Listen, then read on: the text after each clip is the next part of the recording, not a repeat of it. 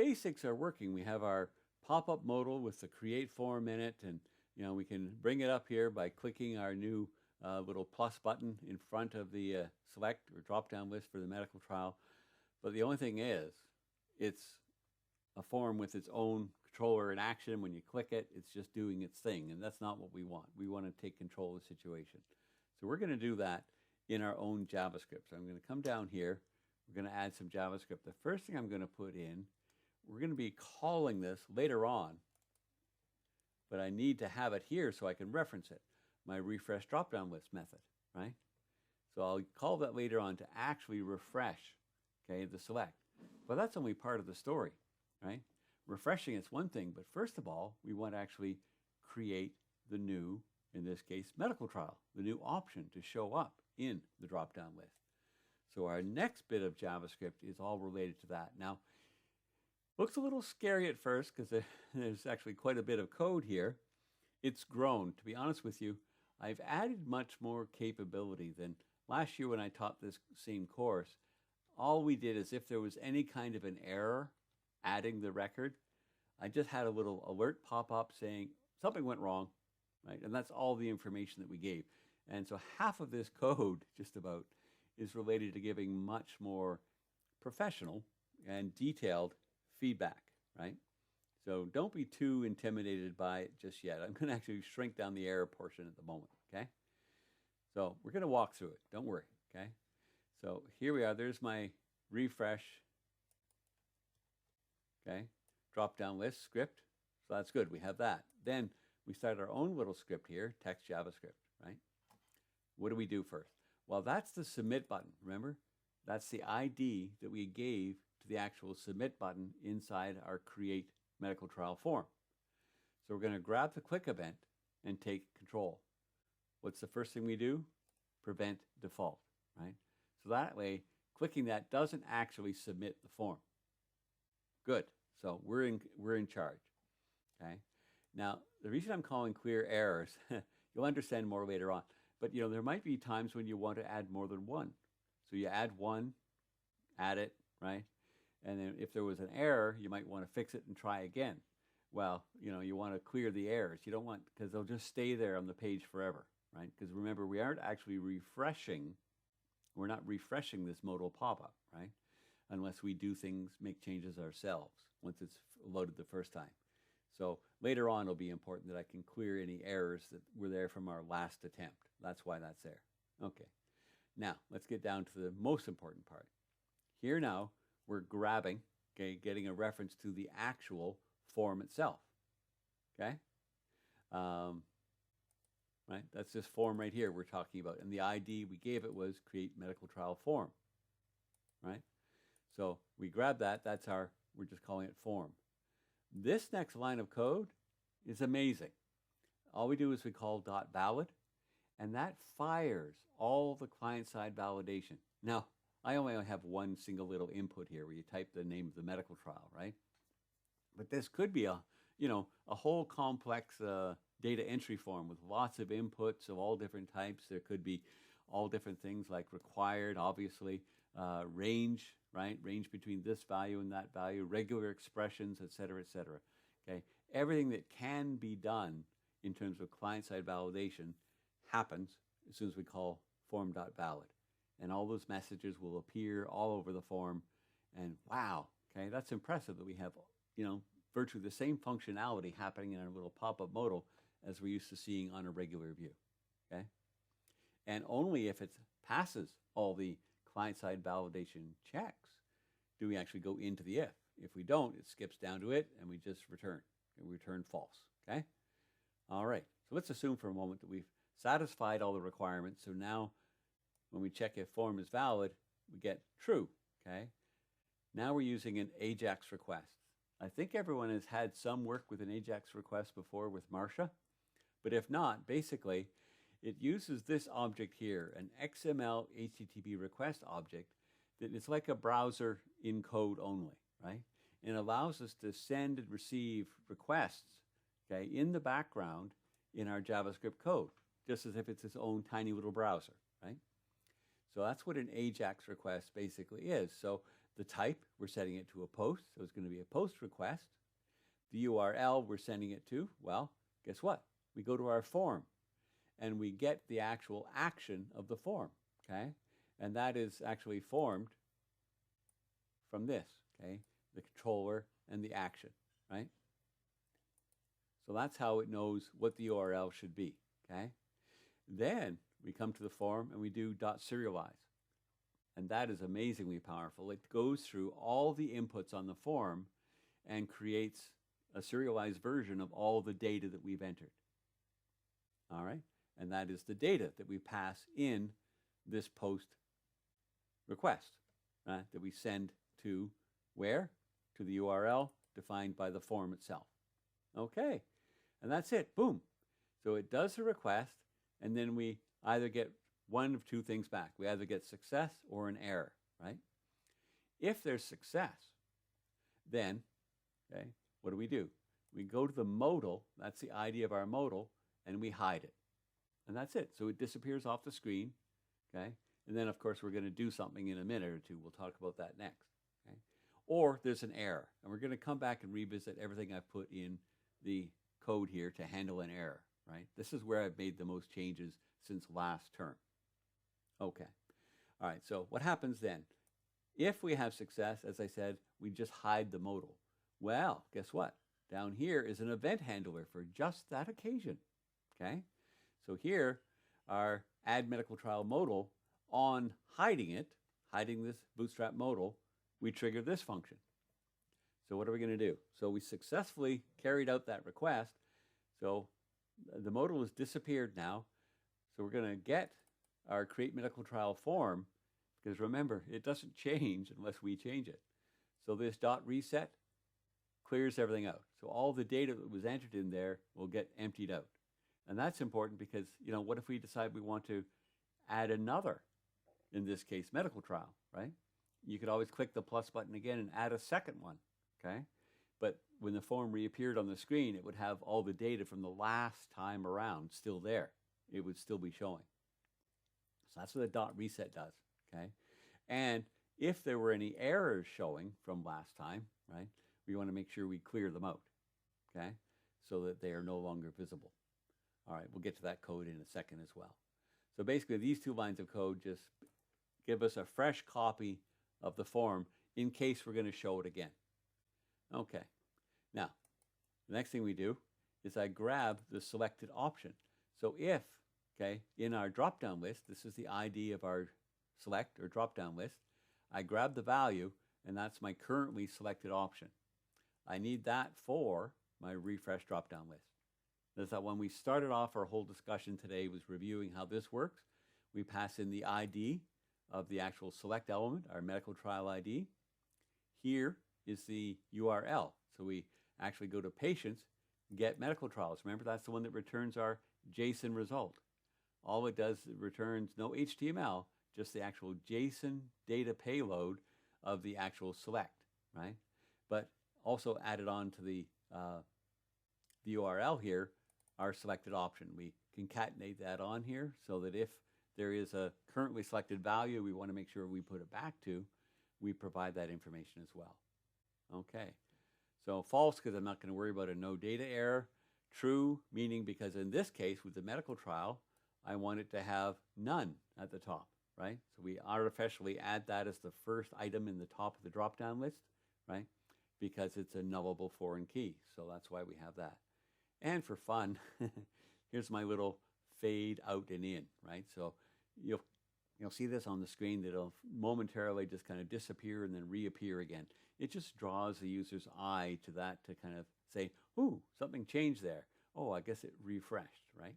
It's just kind of for fun. Okay, and that's the end of the story. Now, the only thing is I do have my little clear errors. We've seen we call this from two different spots, right? When the form first appears, we make sure it's cleared. Well, anytime it does appear, we make sure it's cleared. And then also when it's being tucked away to bed, we clear it again, right? So this just goes up to my error list, right? That is the actual unordered list inside that div where the validation summary would normally be, right? So we get that unordered list, and I just loop through all the children and remove them. So if there's any list items have been added to that list, then we just remove them. Clear as mud? Okay, I know it looks like a fair bit of code, but really it's pretty much straightforward, step by step. Now we're going to talk about what I hid, and that is this whole business of what if there's an error? We use our XMLHttpRequest object, this little in-memory browser, right, to send this post request. What if we get an error back again? Well, what can we do? As I said last year, all I put up here was to show an alert saying, oops, something went wrong, right? But we can be much more thorough than that. So I'm preparing an array here of error messages because we can show multiple things if we want to in our div, our validation summary div, right? So my little switch is to check the XHR is the actual XMLHttpRequest object.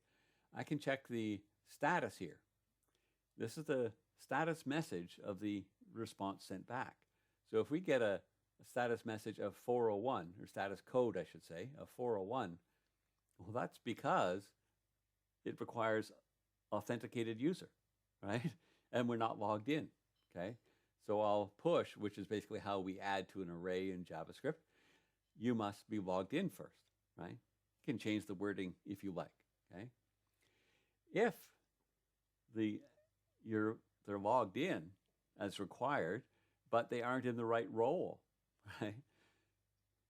What we get on the screen then is not, we don't get redirected to login, we get the actual not authorized, I think is the message that shows up in the browser, right? Well, that would be a status code 403. So instead, I'll put up this error message. You are not authorized for this action, okay? All right, so those are the two special cases that are only important now because we've added the identity system and we're actually authorizing what people can and can't do in the system, right? So we're handling all those cases. Now our default, by the way, the standard error status code would be just 400. That just means, it was a bad request. We just got some kind of an error. It's nothing more specific. So, that's our default here. So what I'm going to do is I can go into my XMLHttpRequest object and I can grab the response text because we're going to make sure, hey, we're in control of what happens in the controller too, right?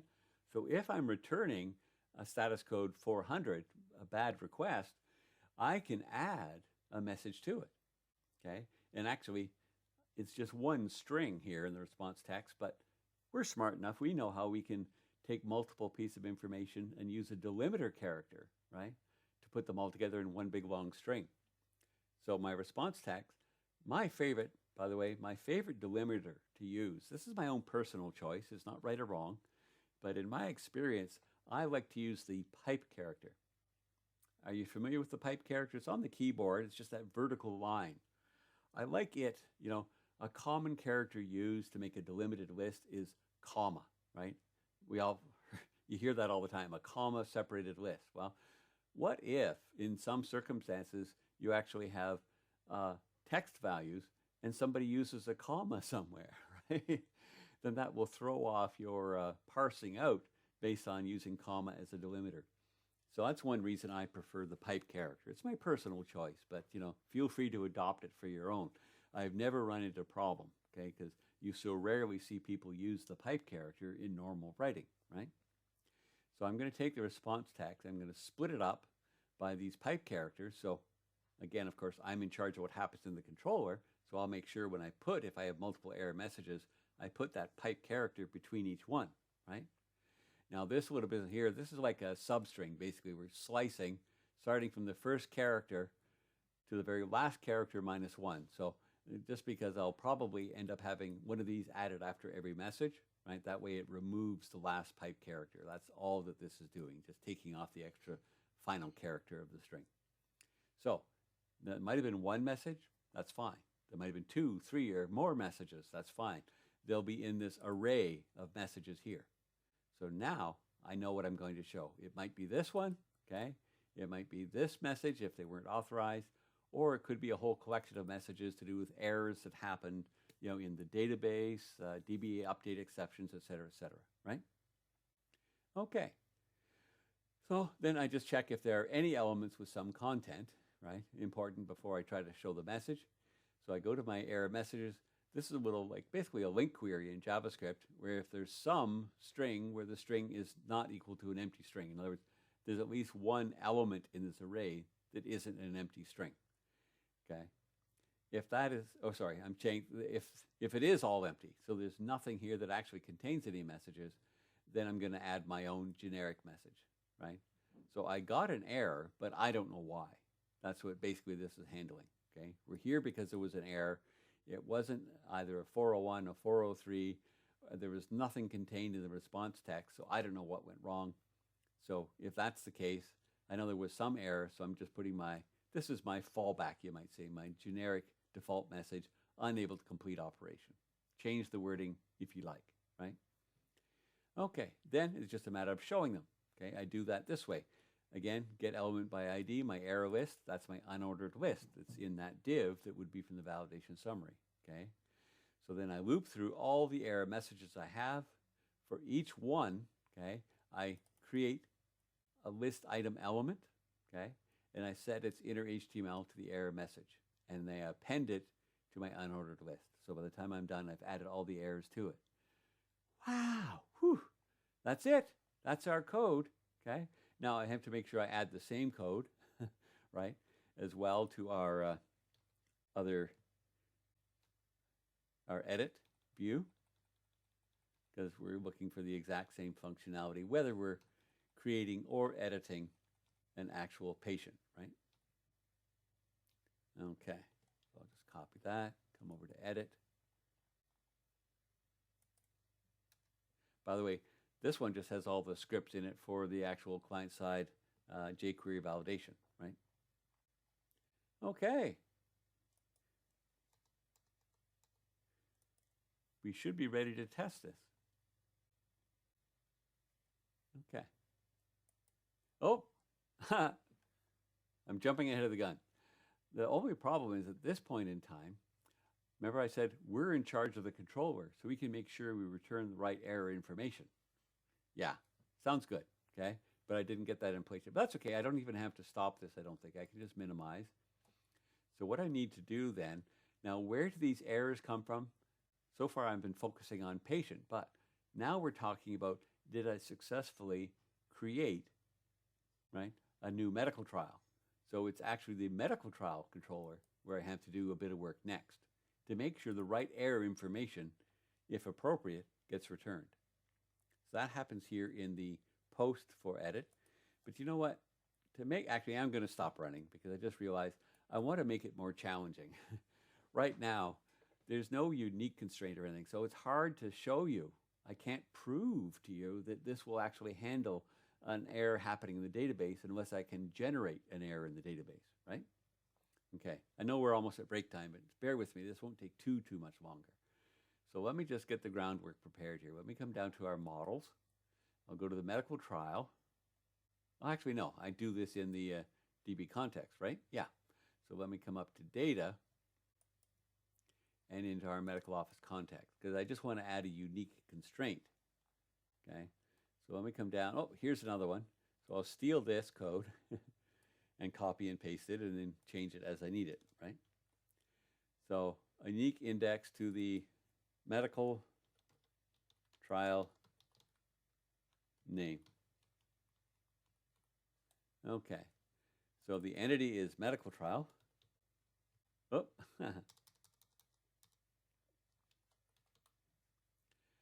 It has index on trial name is unique. There we go.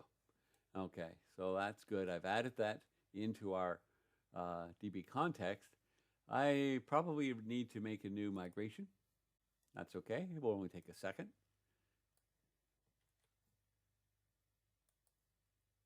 Go down to the Package Manager console. I'll add a migration for unique medical trial.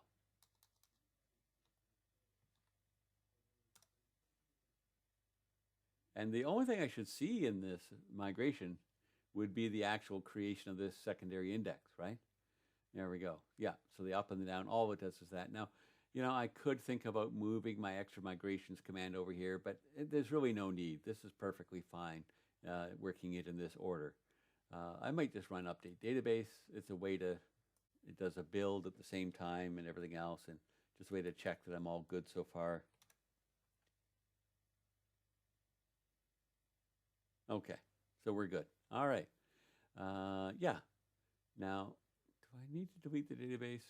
Probably not. I think I'm good. So, you know, but that does remind me something else I wanted to mention. I think it's in one of my copy-paste files as a comment, but I think it's worth drawing your attention to, and it doesn't hurt to do it now. Right at the bottom of our program.cs, remember, here is where we're calling, we have two different initializers now. Okay, one for our own production context, our medical office context, and one for our identity system, our application DB context. Okay, we have initializers for each. Just be careful when you create these initializers. Something that we do sometimes, well, from time to time, we'll often put in some code to comment it out if we don't really want to. Okay, this code here about ensure deleted, right? Make sure you don't have that in both. That it's a little dangerous because you could actually have it that, you know, if you're calling one after the other, what if you delete it at the beginning of the second one that you call, right? Then all the work you did initializing the first DB context would be lost because you deleted the database, right? So just be a little bit careful of that. That's kind of a side point, just something to watch out for. But I think I'm okay there. So now I've added that unique constraint, right? So I'm going to come back here, close all but this. Oh, I didn't mean to close that one. That's okay. Medical trial controller, right? So now that I've added that unique constraint, I really need to do a better job of handling my DbUpdateException. We should, as we've done in the past, right, always try to look for a specific error that we can anticipate, but then have sort of a default or fallback message to give, right? So this is how we've done it in the past. If I check that the DbUpdateExceptions message mentions unique constraint, well, there's only the one, okay, I know what it is. That's on the trial name, right? So I can be specific and say, unable to save changes. Remember, you cannot have duplicate medical trial names, right? Okay, and else is just our generic one. Hey, try again if the problem persists, you know, go have a coffee, whatever, right? Okay, so I should do that in both the create and the edit. This is just kind of, you know, some necessary maintenance just because I changed and added that unique constraint. So I should make sure I add this code, nothing to do with anything else, but that I've added the new constraint. All right, so that's good. In both edit and create, I've added that. Now let me come back up here. Now, let's get to the issue I really wanted to, and that is we have control of what's happening in the controller. So we want to make sure the controller communicates back, even to this AJAX request, the necessary information, right? The code we just put in place here now, this adds it to the model layer that gets down here when we return view. If we were just using the actual user interface itself, we're all set. It's going to show the error messages on our views in our MVC application. But that's different from now what we're doing with our little pop-up modal and an AJAX request. So what I'm going to do is I'm going to add a little bit of code after we're finished all the other work, but you know, before we would return the view, we're going to actually make a decision. So let me get my code here, right? Decide if we need to send the validation errors directly to the client. Why would we need to? Well, my if here checks two things. First of all, are we good? Okay, maybe there's no errors, right? Hey, we succeeded. All right, no problem. Okay, we don't have to do anything. Okay, it'll get a success code return, right, from our XMLHttpRequest. But if there was an error, and this is another thing, okay, we want to check. This is a way to determine, did this come in the back door? Was this an AJAX request? Okay, if it was, then we know we have to look after communicating the error messages back, right? So that's two-part decision. There is an error to talk about, and it was an AJAX request, okay? Don't worry. If there were errors and it wasn't an AJAX, when we return view, all the information is carried back in the model state, and we don't have to do anything extra. But if it was an AJAX request, okay, then we're going to come in here. So I'm going to build up a string, my error message string, looping through all the errors in the model state. I will add each error message with my favorite delimiter, my pipe character at the end to each one, okay? And then finally, here we are. I just return, so we'll never get to this one, because we'll return right here a bad request, which sends status code 400, and passing this string, my error message string, that will then be available on the client, okay? And that's it. Okay, all right. So let's actually test it out now.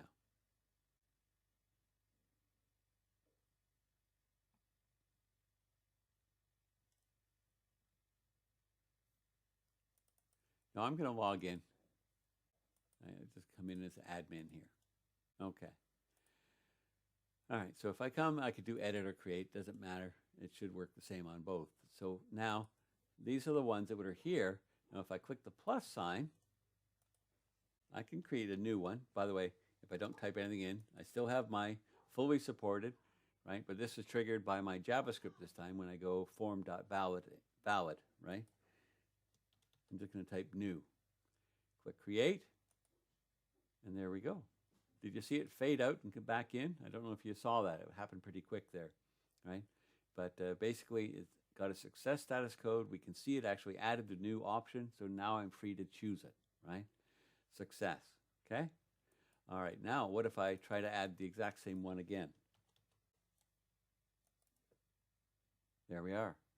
So when it got the message, okay, it got a bad request, it got status code 400, unable to save changes. Remember, you cannot have duplicate medical trial names. All right.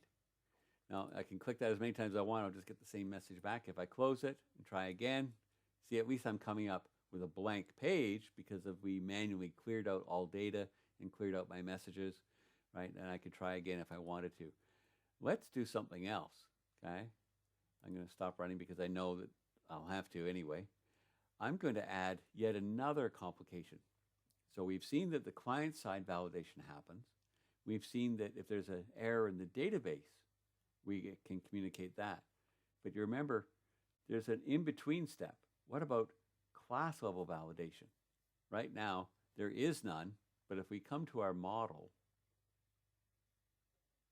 for our medical trial, I can add IValidatableObject, just to show you how thoroughly we're covering all the possible error messages now. So if I implement IValidatableObject here, of course it's going to complain until I actually implement it. Okay, now this is totally silly on my part.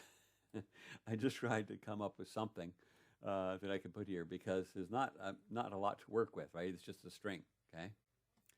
So I don't know if any of you have a theater arts background, right? But there's a very well-known superstition that if you're, at the theater, if you ever dare to say the name of the Scottish play out loud, oh, that's very, very bad. You're inviting terrible bad luck on the entire theatrical production and everyone involved in it, right? So, as I said, I know it's silly, but if the trial name contains that unmentionable word, right, then I'm going to add a validation result. You should never enter the name of the Scottish play, right? And I'm putting it beside trial name, right? So if I was just actually doing this through my normal user interface, right, through our views in our MVC application, I will see this error message come up right beside the trial name, right? But I'm also adding in a second one because we've seen this before. We can add multiple tests inside of our class level validation here. So if the trial name length is 7, which by coincidence is how many letters are in that unmentionable name, okay, you cannot have a trial name with length of 7, right? So I've got multiple errors that can now show up. And this time, I'm not going to log in either. Okay, because remember, I took off the annotations. I commented them all out on the patient. So I'll just prove that it works from create the same way as edit. Now, if I click the plus sign here, I get my modal, okay? And of course, client-side validation works first. Look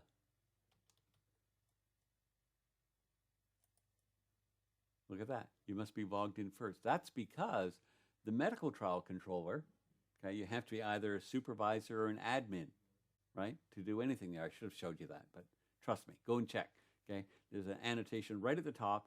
authorize equals admin supervisor. Those are the two roles that are allowed here. Okay, so I must be logged in first. Oh, okay, well, let's me log in. But I'm going to log in just as a user. I'm not a supervisor. I'm not an admin. Okay, I'm just a user. So I'll come here again. New, right? You are not authorized. So yes, I'm logged in, but I'm not in one of the two roles that are authorized. So you see we're covering all of our bases. So let me log out, log in again, as at least it doesn't matter, super is fine, okay?